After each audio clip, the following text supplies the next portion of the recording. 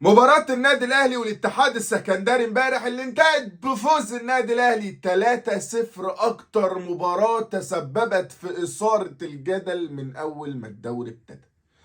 النادي الأهلي للماتش التاسع على التوالي ما بيخسرش نقطة. بسم الله ما شاء الله، الله أكبر. علشان بس ما نبقاش بنحسد، لحد دلوقتي النادي الاهلي ماشي في الدوري ما بيخسرش نقطة. لحد دلوقتي كولر ما بيخسرش نقطة. لحد دلوقتي كولر ما تعادلش ماتش واحد. لحد دلوقتي كولر ماشي على خطى مانويل جوزيه حتى في تصريحاته. لحد دلوقتي الكابتن سيد عبد الحفيظ يمسح الارض بكرامة مراسل قناة كل الاهلاوية بيعادوها وما بيحبوهاش. عزيزي المشاهد، كارثة بكل المقاييس هنتكلم عنها في فيديو النهاردة. عزيزي المشاهد، لأول مرة في التاريخ جمهور النادي الأهلي بيهتف حبا وعشقا في لاعب زملكاوي. عزيزي المشاهد، لأول مرة في التاريخ عشق كده بيعشقوه عشق. انت مفكرني بتريق؟ انت مفكرني بهزر؟ جماهير النادي الاهلي بتعشق محمود علاء. انا غاوي، انا غاوي محمود علاء اهلاوي. الله، ده اللي حصل في المدرجات. مش كده وبس، بنحبك يا حودة، بنحبك يا حودة. عزيزي المشاهد، دي الهتافات اللي هتفها جمهور النادي الاهلي لمحمود علاء في الاستاد. ومش كده وبس، غنوا له كمان محمود علاء ارفع ايدك، عبد الحفيظ هو سيدك. كده في كارثه بقى حصلت بين محمود علاء والكابتن سيد عبد الحفيظ. حتى لو كانت قديمه انا مش فاكرها بصراحه، بس هموت واعرف هم هتفوا كده ليه. هل حصل حاجه في الماتش، ولا هل مثلا ده موضوع قديم بين الكابتن محمود، يعني بين الكابتن سيد عبد الحفيظ ومحمود علاء؟ هل مثلا محمود علاء طلع قبل كده اتكلم وقال تصريحات على الكابتن سيد عبد الحفيظ؟ الله اعلم. ولكن خلينا بقى ما نطولش في المقدمه ونقول وصباح الخير او مساء الخير على حسب الوقت اللي بتشوف فيه. الكارثه دي يا فندم هي كارثه بكل المقاييس وشتاها. اتمنى ان حضرتك تعمل لايك على الفيديو ده. عايزين نوصل الفيديو ده لاكتر من 5000 6000 لايك 7000 لايك. انت وذوقك بقى، دي قصتك. المهم يا سيدي، خلينا اقول لحضرتك مباراة النادي الاهلي والاتحاد السكندري انتهت بفوز النادي الاهلي 3-0 على الاتحاد. ولكن عزيزي المشاهد، مارسيل كولر طلع بعد المباراة وقال لك انا مش عاجبني الاداء. انا مش عاجبني الاداء وحاسس ان اللعيبه كده مش مركزه. يعني تبقى كسبان 3-0 وطالع تقول انا مش عاجبني الاداء؟ لاول مره في التاريخ مدرب يبقى كسبان فريق 3-0 ويطلع ينتقد لاعيبته. ياه، ياه. انا فاكر كويس قوي لما كان موسيماني بيكسب 1-0 بالضالين، كان بيطلع يخرب الدنيا، كان بيطلع يدمر الواقع. وانا كسبان، وانا لك ان تتخيل ان راجل زي ده قال لك لا. خلينا نكون صريحين، ايوه احنا رحنا ب 12 13 14 15 هجمه في المباراه، ولكن لعيبه الاهلي مش مركزه. خلينا متفقين ان لعيبه الاهلي مش في احسن مستوياتها. ومش فكره ان انا كسبت 3-0 دي الحاجه يعني الجامده جدا والواو ان انا اطلع اشكر في لعيبتي وفي فريقي وطلع فعلا قال لك مارسيل كولر اللي قال، مش انا اللي بقول. قال لك انا شايف ان مستوى اللعيبه مش احسن حاجه بالرغم ان انا كسبت 3-0. ولكن على صعيد اخر بقى، النادي الاهلي يقول كده زي ما هو عايز براحته. الراجل كسبان، ينتقد نفسه ينتقد، يقول اللي هو عايز يقوله عادي.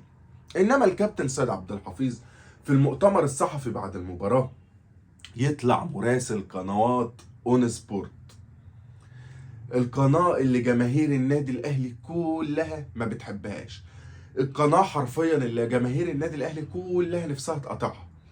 النادي الاهلي وجماهيره حرفيا لو في اي قناة تانية في مصر او في بره مصر او في الهند بتذيع مباريات النادي الاهلي غير اون تايم سبورت هيروحوا يتفرجوا عليه. هو في عداوة بين النادي الاهلي وجمهوره وبين اون تايم سبورت، وده اللي حصل في المؤتمر الصحفي. المهم يا سيدي، الكابتن سيد عبد الحفيظ مسح بكرامة الصحفي ده الارض. الكابتن سيد عبد الحفيظ ما سكتش. الكابتن سيد عبد الحفيظ اداله من المناء يا خيار. قال لا، ايه اللي حصل يا ابو الجروح؟ انا هقول لك ايه اللي حصل. اللي حصل يا سيدي ان الكابتن سيد عبد الحفيظ كان قاعد في المؤتمر الصحفي عادي جدا، طلع مراسل قنوات اون سبورت وقال له: يا كابتن سيد، احنا مش راضيين عن اداء النادي الاهلي، وشايفين ان النادي الاهلي مش عارف بقى وحش وبتاع. قال له: ايه ده؟ مش راضيين على ايه؟ قال له: مش راضيين عن اداء النادي الاهلي. يعني يا كابتن سيد انت بجح قوي، ده انت بجح قوي يا ابني. انت ترضى ولا ما ترضاش؟ انت مالك؟ انت مالك ترضى انت ولا ما ترضاش؟ ولا انت ليك فيه يخصك يعني؟ ده ايه البجاحه دي؟ ده انت حزين، ده انت عيل حزين يالا. المهم كابتن سيد عبد الحفيظ قال له: ليه يا عم مش راضي ليه؟ احنا ما لحد دلوقتي ما تعادلناش ماتش واحد، ما خسرناش ماتش واحد، ما وقعناش نقطه واحده مننا. ايه اللي يخليك مش راضي عن ادائنا يعني؟ ايه اللي يخلي حضرتك مش راضي عن الاداء بتاعنا؟ قال له: لا لا لا، يعني ده الاهلي بتاع 2008، ده الاهلي بتاع 2010، ده الاهلي مش. قال له: لا فكك، اهلي بتاع 2008 حلو واهلي بتاع 2010 حلو وكل الناس دي جميله، ولكن انا لحد دلوقتي يا مؤمن ما خسرتش ولا اتعادلت مباراه واحده. انا جبت مدير فني من اول ما جه وهو بيكسب، ما خسرش ماتش واحد. انت بتتكلم في ايه؟ انت بتقول ايه اللي انت بتقوله ده؟ ازاي يعني؟ ازاي بتسألني السؤال ده؟ وازاي بتقول على لعيبه انها لعيبه واقعه ولاعيبه فاشله؟ وبعدين يا سيدي من الاخر، انتوا اللي فضلتوا ورا موسيماني لحد ما وقعتوه. قال له: احنا ازاي يعني يا كابتن؟ قال له: القناه بتاعتك اللي احنا ما بنقبلهاش ولا بنحبها. ما قالش اسمها حتى الكابتن سيد عبد الحفيظ. قال له: القناه بتاعتك هي اللي فضلت ورا موسيماني، واعلام قناتك هو اللي فضل ورا موسيماني لحد ما الراجل طفش ومشي وهو محقق انجازات تاريخيه مع النادي الاهلي. قال لك: الانجازات ما تلزمنيش لو ده ردود الافعال اللي هلاقيه. ومسك المراسل او الصحفي غسله حرفيا، حرفيا. وانت قناتك و لحد ما الراجل اعتقد قال كان يوم اسود يوم ما ضايقت الكابتن سيد عبد الحفيظ واتكلمت معاه ربع كلمه. وده اللي انا بقوله دايما في فيديوهاتي لما الاستاذ مرتضى منصور بيجيب سيره النادي الاهلي او بيجيب سيره الكابتن سيد عبد الحفيظ. دايما اقول: يا جماعه ما بلاش نحكها في عبد الحفيظ، عشان حرفيا هيطلع يمسح بكرامه، يعني اللي جه اللي داس له على طرف كده الارض هيطلع يمسح بكرامته الارض. فبلاش سيد عبد الحفيظ، هو شغلانته انه يقصف جبهات اصلا. فليه تعملوا في نفسكم ليه كده؟ ما تسيبوا الراجل في حاله وطيب وقاعد ساكت والناس كلها تثبت فوز النادي الاهلي واللي عامله النادي الاهلي والارقام الخرافيه اللي عاملها وكل الدلع اللي عامله، وكل الراجل لحد دلوقتي ما خسرش ولا ماتش. يقول لك اصل الاداء مش ماشي، هو يقول على نفسه الاداء مش عاجبني. يعني كولر لما طلع قال على نفسه الاداء مش عاجبني، تمام، محدش يتكلم معاه، ولكن انت ما تقولش، لان انت كمان من قناه هم ما بيحبوهاش ولا عايزينك ولا طايقين يتكلموا معاك، والشناوي بعد المايك بتاعكوا قبل كده. المهم يا سيدي، خلينا نتكلم في حاجه تانته، وهي محمود علاء. محمود علاء جماهير النادي الاهلي هتفت له حرفيا في المدرجات باسمه: وانا غاوي محمود علاء اهلاوي وبنحبك يا حوده، بنحبك يا حوده. بعد ما عمل اسيست محمود علاء واهدر ضربة جزاء امام الشناوي. محمود علاء حرفيا بيمر بازمة لو اي لعيب كرة في الكوكب مر بيها هيبطل كرة. اول ما ضيع ضربة الجزاء كده هيطلع يقول لهم: معلش انا مبطل كرة يا جماعة، باي باي، ويمشي يروح يبطل كرة.